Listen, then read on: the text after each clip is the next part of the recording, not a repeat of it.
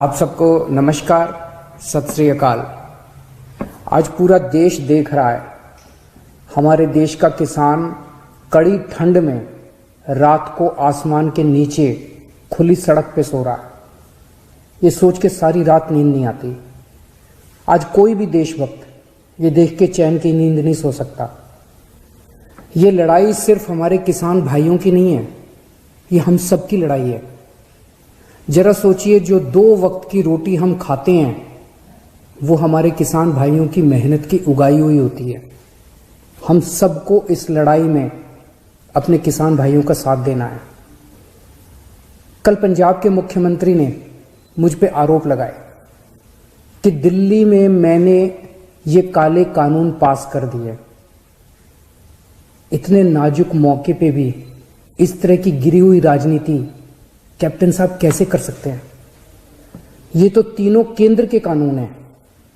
जिस दिन राष्ट्रपति के इन तीनों कानूनों पे दस्तखत हुए थे, उसी दिन ये तीनों कानून पूरे देश में लागू हो गए। अब ये किसी राज्य सरकार के ऊपर नहीं है कि वो इन्हें लागू करेगी या नहीं करेगी। अगर राज्य सरकारों पे होता तो देश भर से किसान केंद्र सरकार से बात करने के लिए दिल्ली क्यों आते? वो अपने अपने राज्य के मुख्यमंत्रियों से मांग करते।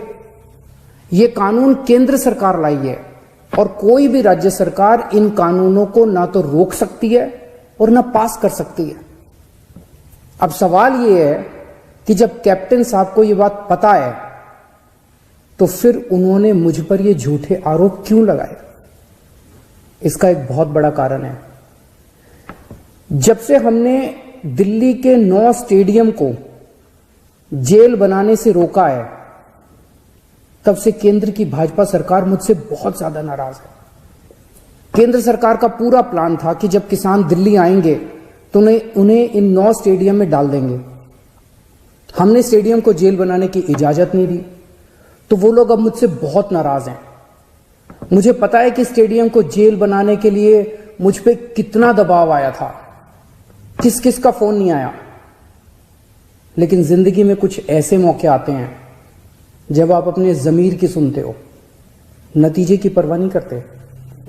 कैप्टन साहब, क्या इन्हीं लोगों का आप पे दबाव है जो आप मुझ पे झूठे आरोप लगा रहे हो, मुझे गालियां दे रहे हो, बीजेपी की बोली बोल रहे हो, बीजेपी के साथ ये दोस्ती निभा रहे हो, या कोई दबाव है क्योंकि आपके परिवार पे ईडी के केस चल रहे हैं आजकल और ईडी के नोटिस भी आ रहे हैं आजकल?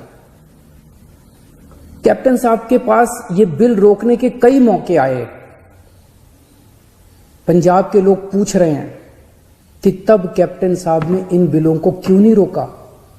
आज से 1.5 साल पहले 2019 में केंद्र सरकार ने ये तीनों काले कानून बनाने के लिए कमेटी बनाई थी।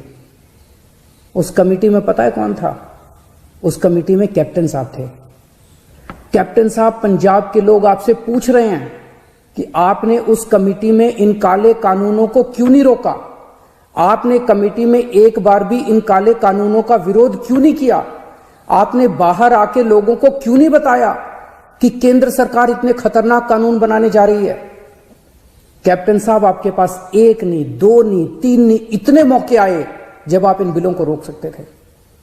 आज पंजाब का किसान आपसे पूछ रहा है कि आपने ये बिल क्यों नहीं रोके। आज दिल्ली की सरहद पे पंजाब का किसान है और देश की सरहद पे उसी किसान का बेटा पंजाब का जवान है।